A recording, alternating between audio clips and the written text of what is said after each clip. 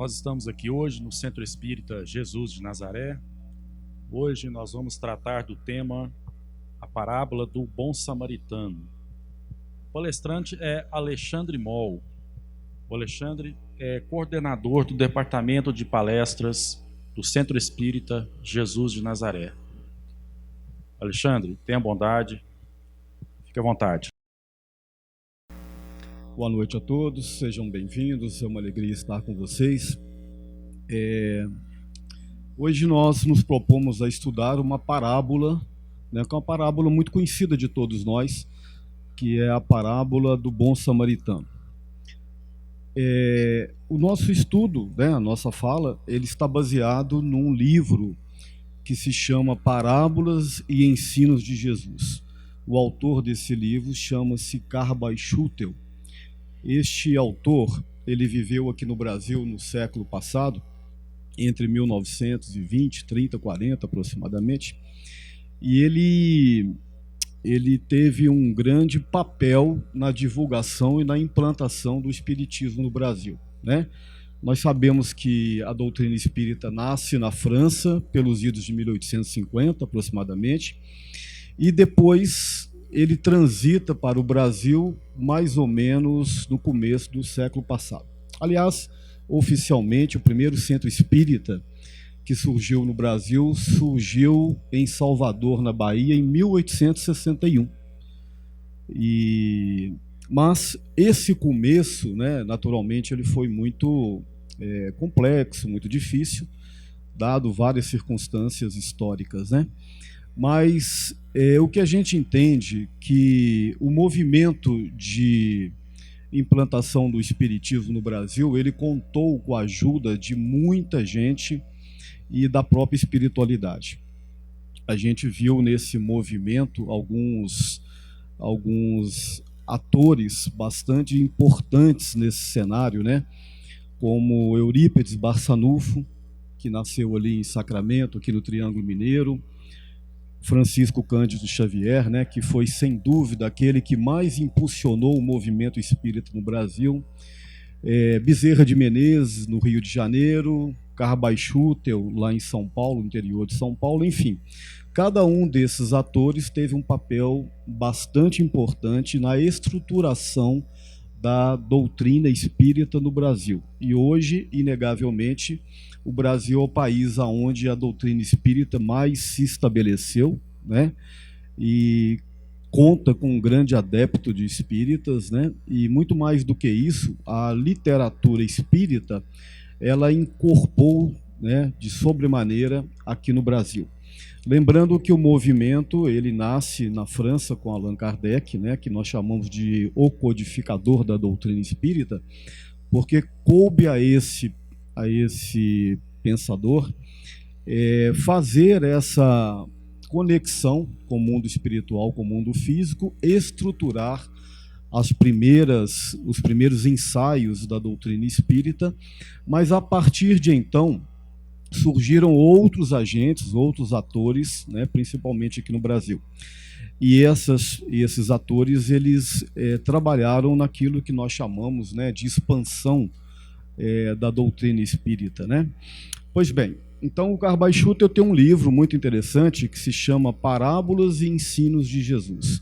Esse livro, ele destaca algumas parábolas e dá a ela uma interpretação, um ponto de vista, além daquele ponto de vista tradicional que nós temos da nossa escola religiosa tradicional, que é, sem dúvida nenhuma, o catolicismo, Pois bem, então é nesse estudo que a gente vai inspirar a parábola do bom samaritano.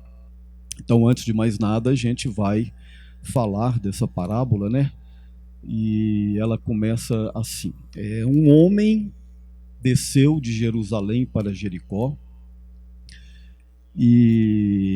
Gente, tem lugar aqui na frente aqui, ó. Um homem desceu de Jerusalém para Jericó. No meio do caminho foi assaltado por ladrões, que o bateram, que o roubaram, que o deixaram semi-morto. Passou um levita que olhou com desdém e nada fez. Passou um sacerdote que também olhou com desdém e nada fez. Eis que passou um samaritano. Este homem compadeceu-se das dores daquele outro, desceu do seu cavalo, pegou aquele homem, lavou-lhe as feridas, colocou em cima do cavalo e o levou até uma hospedaria.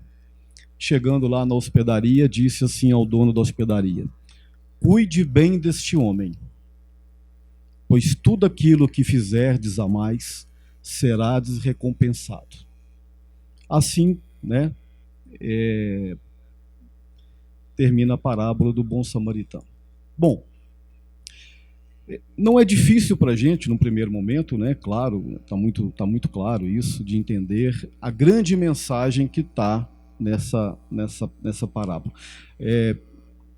Percebendo o seguinte, né? Jesus falava por parábolas, né? Ele mesmo dizia: eu vos falo por parábolas, porque vós não estáis preparados para tudo compreender. Mas o meu Pai que estáis nos céus vos enviará um outro Consolador, o Espírito de verdade, que há de vos revelar todas as coisas.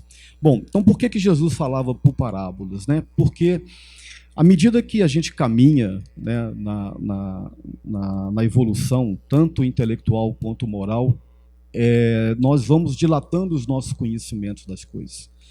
Quando ele fala, né, que eu vos enviarei um outro Consolador, o Espírito de verdade, né, a gente pode entender que seja realmente o desenvolvimento espiritual, o conhecimento. O conhecimento das coisas, né, elas naturalmente nos fazem perceber o mundo de um modo melhor e viver no mundo de um modo melhor. Então ele falava por parábolas porque a gente tem que entender o contexto histórico. Ele estava falando há 2000 anos atrás. E o que é uma parábola, né? A parábola é uma historinha contada de uma forma simples e coloquial que tem por detrás o ensinamento moral. Então, normalmente, uma parábola, ela tem sempre um ensinamento moral. E por que ela é falada de uma forma simples e coloquial? Porque Jesus falava para as pessoas do seu tempo. Então, ele falava coisas do cotidiano, né, de Israel há 2000 anos atrás. Eu vou dar um exemplo para vocês. Por exemplo, tem uma fala dele que ele diz assim: quem tomar do arado não devereis olhar para trás. Né? Também está muito claro. A gente entende perfeitamente essa mensagem. Ou seja, a gente não deve ficar olhando os erros do passado. Né? A gente tem sempre que focar no que está vindo pela frente. Porque o passado faz parte da nossa estrutura, da nossa experiência de vida, e você não muda o passado. Então, se a gente tem erros no passado, seja dessa vida ou de vidas passadas, eles não podem ser mais alterados. Eles aconteceram. Porém, eu devo olhar sempre para frente, porque é para frente que se anda. Se fosse falar hoje, talvez Jesus falasse assim, né? Quem estiver dirigindo o seu automóvel, não fique olhando pelo retrovisor, porque você provavelmente vai bater o seu carro, vai bater o automóvel. Por quê? Porque se você ficar preso no seu passado, você desfoca o seu presente e o seu futuro. Estará comprometido. Né? Então ele falava de linguagens coloquiais. Né? Hoje tem muito jovem aí que nem sabe o que é arado. Nós somos mais antigos, nós sabemos, né? Então, quando o cara está ali arando a terra, ali, o sujeito está arando a terra ali, se ele olhar para trás e achar que ele cometeu algum erro no arado, ele vai desfocar o que está fazendo aqui agora. Então, ele perde o foco. Então, é mais ou menos assim. Jesus sempre usava mensagens e imagens coloquiais do seu tempo, mas a mensagem que está, né? A essência da parábola é aquilo que a gente deve observar, que a gente deve buscar. Então vejamos, um homem desceu de Jerusalém para Jericó. Né? Quem que é esse homem? Ou essa mulher? Né? Quem que é esse personagem? Naturalmente que somos todos nós. Qualquer um de nós aqui. Um homem desceu de Jerusalém para Jericó. E por que Jesus fala que um homem desceu de Jerusalém para Jericó? Por que ele não subiu de Jerusalém para Jericó? Né? Porque aqui tem duas coisas que a gente tem que observar. Primeiro, a questão mesmo literal. Né? Jerusalém estava, ou melhor, está, né? Porque está lá até hoje, Jerusalém está aproximadamente 754 metros acima do nível do mar. E Jericó está, que ela também está lá até hoje, a 258 metros abaixo do nível do mar. E existe uma distância mais ou menos de 27 quilômetros entre Jerusalém e Jericó, aproximadamente 1.012 metros de altitude. Então, um homem desceu de Jerusalém para Jericó. Literalmente, ele saiu da cidade de Jerusalém para descer até Jericó. No meio do caminho, ele foi assaltado por ladrões, né? Por que ele foi assaltado por ladrões? Lembrando que essa historinha, quem desenha essa historinha é Jesus, ele que imaginou, ele que contou, né? Ele que construiu essa historinha. Aí ele foi assaltado por ladrões, porque era muito comum naquela época, né, as pessoas saírem de Jerusalém para Jericó, normalmente elas levavam recursos financeiros. Por quê? Porque Jericó era a cidade, o centro comercial da região. É onde se faziam os negócios, onde se faziam as trocas, as vendas, as pessoas que faziam artesanato, que faziam roupas, né, que vendiam-se ouro, joias, comida, né? Então, as pessoas saíam de Jerusalém e iam para Jericó fazer compras, fazer negócios. Então, normalmente, as pessoas sempre tinham recursos. E nesse estreito de 27 quilômetros, aproximadamente, eram muito comuns os ladrões. Eles ficavam espreitando as pessoas para roubá-los, né? Que era quase que muito fácil. Então, esse homem ele é assaltado por ladrões, que o bateram, que o roubaram, que o deixaram semi-morto, ou seja, o espancaram.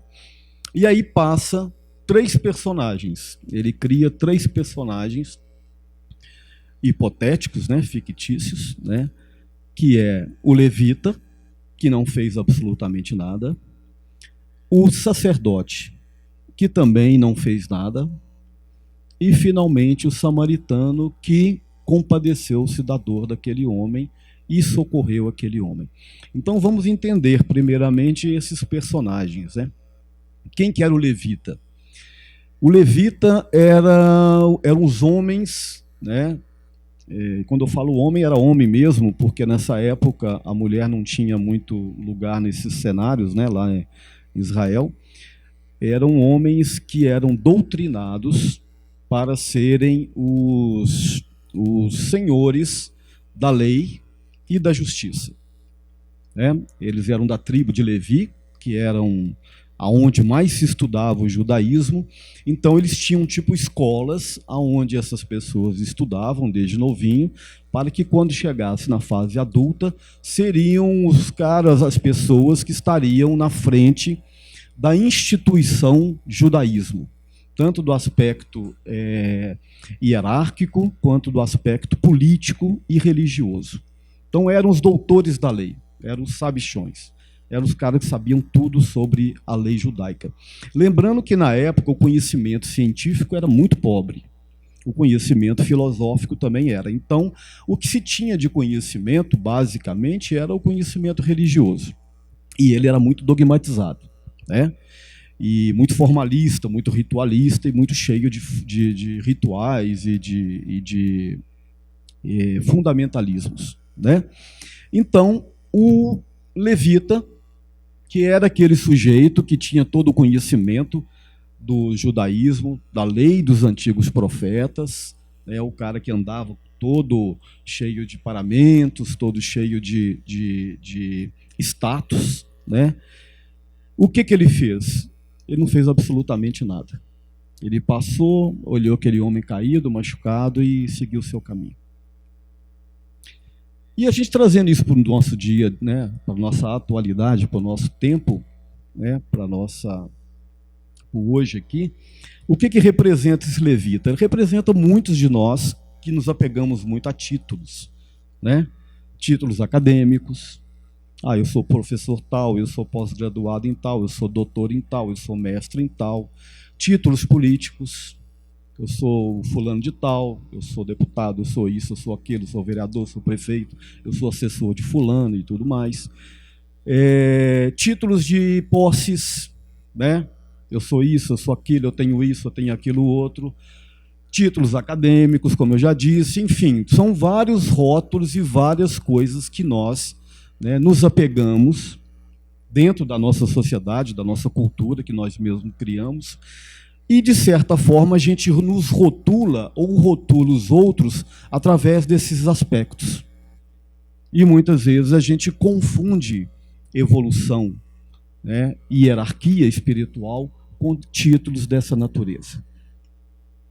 Não é isso? E isso não nos faz necessariamente melhores.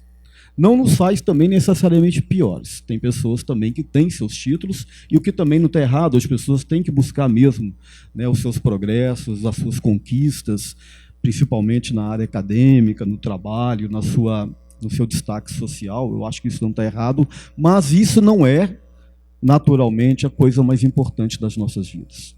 E nós, muitas vezes, nos confundimos com relação a isso. Ainda mais nesse cotidiano que nós estamos vivendo, de redes sociais e tal, de Facebook, de Instagram e tudo mais, aonde muitas vezes a gente quer se colocar de uma maneira, de um destaque social, de uma postura social, e a gente compra essa ideia, a gente dá essa ideia e a gente compra essa ideia. E a gente sabe, não precisa ser muito inteligente para saber disso, que isso não nos faz pessoas melhores. Às vezes é até um dificultador para a gente ser uma pessoa melhor. E aí a gente agora passa para a figura do sacerdote. Um homem, ele usa a linguagem do levita, acredita o Carby Schutel nessa interpretação que eu estou passando para vocês, e eu também faço dele as minhas palavras. E aí a gente vem para o sacerdote. O sacerdote, além de ter o conhecimento das leis também, assim como o levita, ele tinha uma outra função muito importante dentro das sinagogas, dentro da estrutura do judaísmo da época, que era fazer a conexão entre Deus e os fiéis. Então, o sacerdote era o levita era o sujeito que ficava na organização, era o cara da política, era o sujeito que preocupava-se muito com isso, mas o sacerdote era aquele sujeito, escolhido, entre aspas, por Deus, para fazer a conexão entre Deus e os fiéis do judaísmo. E o sacerdote, se ele realmente, e existem bons sacerdotes, que fique claro isso, mas se realmente ele fosse um homem destacado no sentido de viver a palavra do conhecimento judaico, o que ele faria? Ele tinha tomado providência e cuidado daquele homem. Mas não. O que ele faz? Ele também passou com desdém e também nada fez. Então, o que nós acreditamos que Jesus quer dizer com isso? Que, trazendo também para o nosso cotidiano, trazendo também para as nossas vidas atuais, o fato de sermos espíritas, de sermos cristãos, de sermos católicos, protestantes, ou budistas, ou hinduístas, ou seja lá o que for, não nos faz necessariamente pessoas melhores. Os títulos religiosos, a minha opção religiosa, ela é muito válida a partir do momento em que ela contribui para o meu desenvolvimento e para a minha melhoria como ser humano. Mas muitos de nós, então, uma crítica que Jesus faz, uma crítica velada, ao fato de que muitos de nós nos preocupamos com os títulos religiosos como uma desculpa, como um amuleto para nos colocarmos diante da sociedade como pessoas melhores, pessoas de destaque. O que também não nos faz pessoas melhores, mas também não nos faz pessoas piores, naturalmente. Então, o fato de, vou trazer aqui para o nosso contexto, nós nos dizermos espíritas não nos dará nenhum passaporte, nenhum privilégio, em lugar nenhum, e principalmente na nossa passagem para o mundo espiritual. Quando nós desencarnarmos, chegarmos do outro lado e falarmos assim, aqui está a minha carteirinha lá do Centro Espírita Jesus de Nazaré. Eu sou espírita número 1519. Isso não vai fazer diferença nenhuma, absolutamente nenhuma. Talvez isso até faça no sentido de os que mais saberão, mas serão cobrados. Inegavelmente, a doutrina espírita ela traz uma revelação de conceitos que, convenhamos, nos traz muito mais responsabilidades, né? Então, nesse desenho dessa parábola, né, Jesus coloca esse personagem, o sacerdote, dentro dessa crítica de nós entendermos que o fato de nos dizermos de tal denominação religiosa não nos dá nenhuma garantia de que nós somos pessoas melhores. Pois bem, e o samaritano? Quem que é o samaritano, né? Porque hoje nós achamos que o samaritano é a pessoa do bem, né? De tanto nós ouvimos essa parábola. Mas tem um contexto histórico aqui bem interessante. Samaritanos são as pessoas da tribo de Samaria. O Estado de Israel era composto por 12 tribos, sendo que Samaria estava ao sul. E ele fazia fronteira com outras nações estrangeiras. Nações estas que eram politeístas, não tinham a crença do Deus único que os judeus tinham. Babilônia, né, outros reinos antigos que tinham a ideia do politeísmo. Então, por uma influência, né, geográfica, o que é natural, né? Por exemplo, você pega o nordestino, né, ele tem um sotaque nordestino. Você pega o carioca, tem um sotaque carioca. A gente sofre influências, né, culturais dos vizinhos. Aqui em Minas a gente vê isso claramente, né? Você vai ali para cima de Belo Horizonte, Governador Valadares, Montes Claros, as pessoas começam a falar com sotaque mais nordestino. Você vai para o sul, mais paulista. Você vai para o leste ali, mais carioca, né? Isso é natural.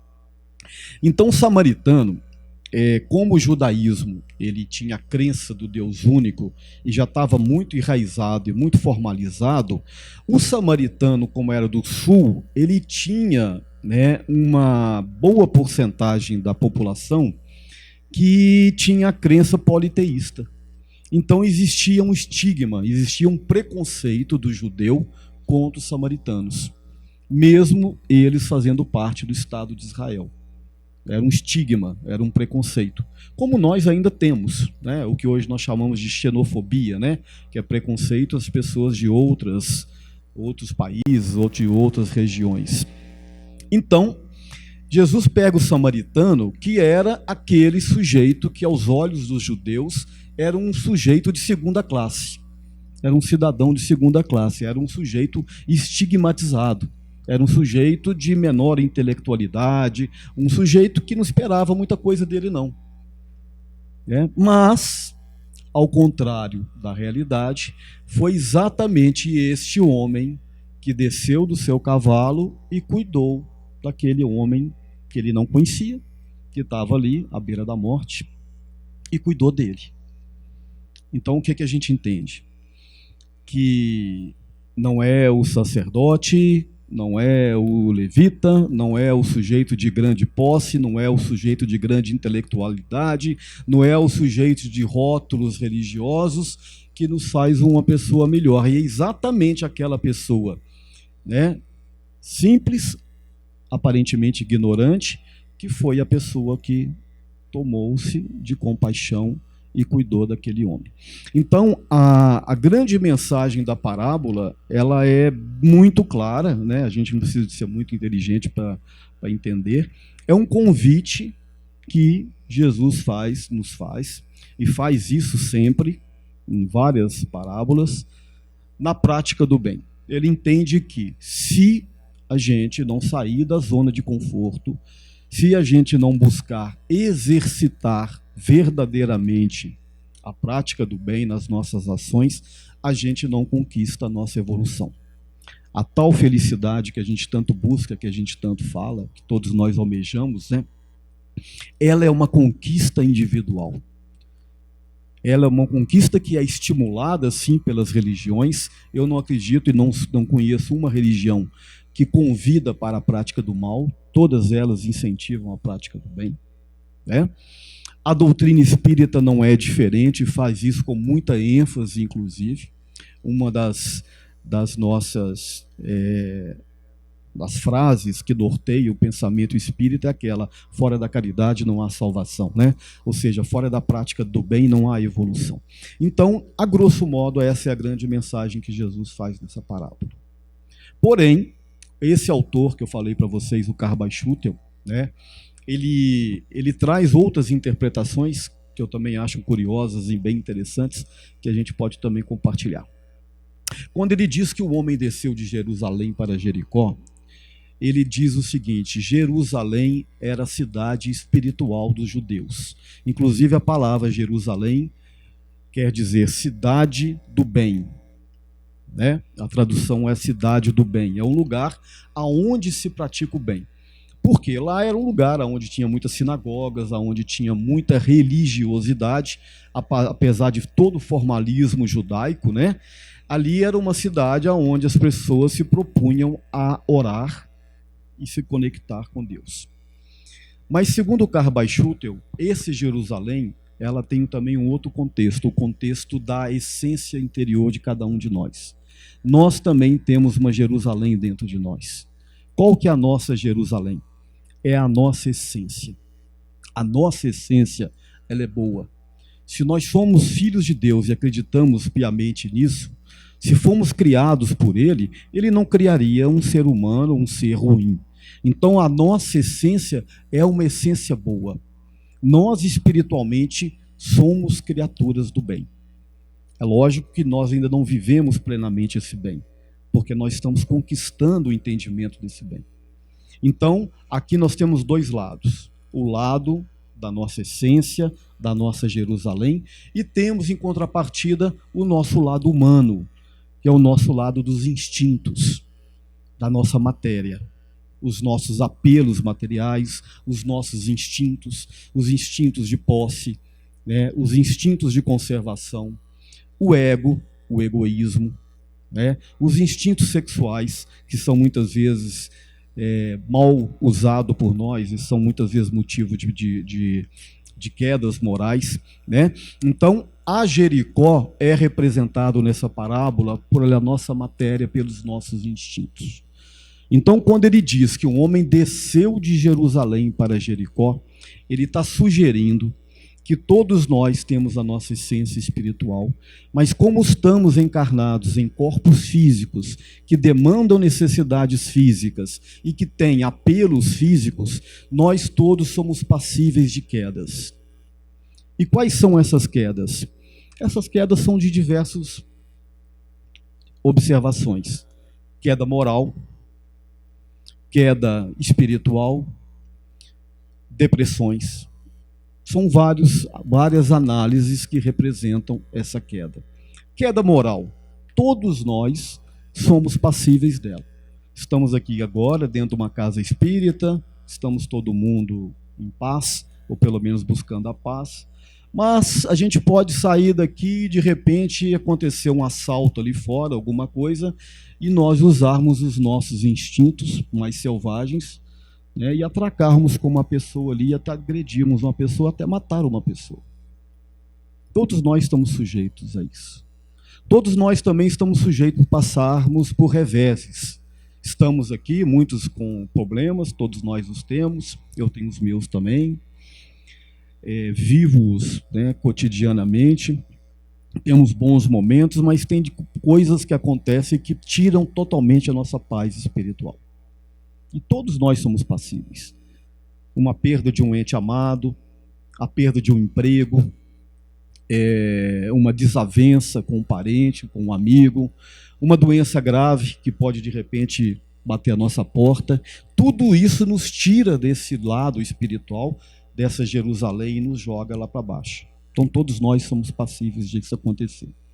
Então, quando ele diz que um homem desceu de Jerusalém para Jericó, seja lá por qual motivo for, e a gente vê isso muito bem desenhado nas depressões, né, que nada mais é essa queda moral que o cidadão, que o homem tem, né, dependendo do que acontece na sua vida.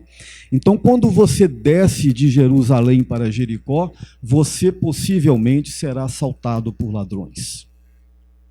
E quem são esses ladrões? A análise dele. são os obsessores espirituais, sejam eles encarnados e desencarnados. Quando a gente muda o nosso patamar, né, de frequência, nossas atitudes, aquela história, né, de que me diga com quem tu andas que eu direi quem tu és. É uma grande verdade, né? Quando a gente muda, seja lá o que o motivo for, às vezes a gente chuta o balde, né? E vive a vida de uma outra maneira, que não seja talvez a melhor maneira, a gente naturalmente começa a andar com pessoas que pensam igual a nós. É uma questão de frequência, é uma questão de uma questão óbvia, né? E aí esses obsessores, quando a gente fala de obsessores, a gente sempre acha que são os desencarnados, né? Mas tem os encarnados também, que sempre aparecem nas nossas vidas nos momentos em que a gente está em queda moral. Eles se comprazem com isso. Mas existem também os obsessores espirituais, que são aqueles que estão na nossa sombra. Esses são os piores que a gente não está vendo, né? O Emmanuel, definindo a obsessão, ele diz que a obsessão é o equilíbrio das forças inferiores que se retratam. Então, toda vez que a gente tem uma queda moral, invariavelmente, a gente entra num processo obsessivo. Invariavelmente. E quando a gente diz processo obsessivo, é influência espiritual mesmo. E essas influências espirituais, dependendo do grau, elas podem nos levar a caminhos, né, traumáticos, inclusive a morte, que o bateram, que o roubaram, que o deixaram semi-morto. E interessante que, se a gente pegar a obra do Allan Kardec, lá no Livro dos Médiuns, né, ele falando sobre obsessão espiritual, ele diz que ela tem 3 fases: a fascinação, a subjugação e a possessão, né? São graus da influência espiritual. Quando a gente entra numa queda moral, né, e na depressão a gente vê isso muito claramente. Por que as pessoas depressivas, normalmente, elas nem querem sair de casa e nem querem levantar da cama? Porque muitas vezes elas estão acompanhadas de obsessores espirituais, que elas perdem completamente a vontade de viver, completamente a força. E muitas dessas influências espirituais podem nos levar, inclusive, à morte. Grande parte dos suicídios, infelizmente, são cometidos por influências mentais que a gente sofre, que as pessoas sofrem dos obsessores espirituais. E aí, quando entra na parábola a figura do samaritano, é um apelo que Jesus faz e que a espiritualidade faz, de que as pessoas que estão nesse grau de depressão, elas não conseguem sair de lá sozinhas. Sempre nós vamos precisar de uma mão amiga para tirá-las lá de dentro. E eu falo para vocês porque eu já tive um processo depressivo, eu vivi essa experiência e eu sei o tanto que é difícil sair lá de dentro desse buraco. Se você não tiver uma ajuda efetiva, aliás, é a ajuda que a Casa Espírita se propõe, né, que muita gente se propõe a fazer, é naturalmente uma situação muito difícil, porque você precisa também de uma vontade própria para sair dali, mas todos nós sabemos que tanto que difícil que é. Então, quando a pessoa desce, sugere-se que esses assaltantes sejam os obsessores espirituais. E vale ressaltar que eles têm 2 características, né? Alguém pode pensar assim, mas o que eles vão estar ganhando com isso? Por quê? Qual o objetivo de um espírito desencarnado se comprazer disso? É porque muitas vezes eles estão naquela faixa de vibração tão inferior que eles precisam de companhias, né? Então nós temos os obsessores que são assim simplesmente circunstanciais, são pessoas ou espíritos que nós não temos nenhuma relação, mas ao descer da nossa frequência a gente entrou em conluio com eles. Ou então existe também os obsessores, que são aqueles que nós chamamos de obsessores kármicos, né? Esses são os mais difíceis. São espíritos que nós temos dívidas kármicas e que muitas vezes estão ali na nossa espreita, nos esperando o momento de nos atacar e nos derrotar.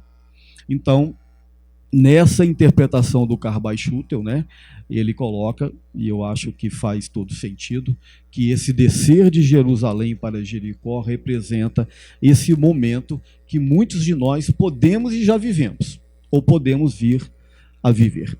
Por final, lá na parábola, vocês se lembram que o homem, o samaritano, diz assim, olha, diz para o dono da hospedaria, faça por ele tudo que puder, e tudo que puder fazer-lhes a mais, sereis recompensado por aquilo, por isto. Né? E ele então finaliza na sua interpretação sugerindo que tudo que nós fizermos a mais aqui, nessa experiência que estamos vivendo pelo próximo, aliás, ele fala que te darei 2 moedas. Uma moeda representa o bem-estar que nós vamos ter nessa mesma vida pelas boas ações que nós frequentemente fazemos. Todo bem que nós fazemos, ele é bem que nós fazemos a nós mesmos.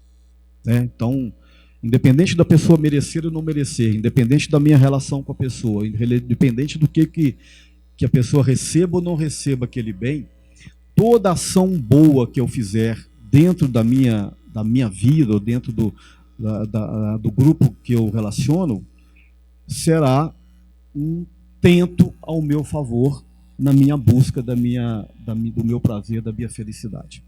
E a gente vê isso claramente. As pessoas que têm o hábito de praticar o bem, sejam nessas entidades filantrópicas, né, como voluntários, ou seja, mesmo no trabalho do cotidiano, nas nossas relações, as pessoas que têm esse hábito de fazer o bem, elas são naturalmente muito mais felizes. Mesmo que elas não tenham títulos acadêmicos, mesmo que elas não tenham posses, mesmo que elas não tenham títulos de sacerdócios, elas são naturalmente pessoas que vivem em paz. Aí a gente pega os exemplos, né, que estão aí para a gente enxergar.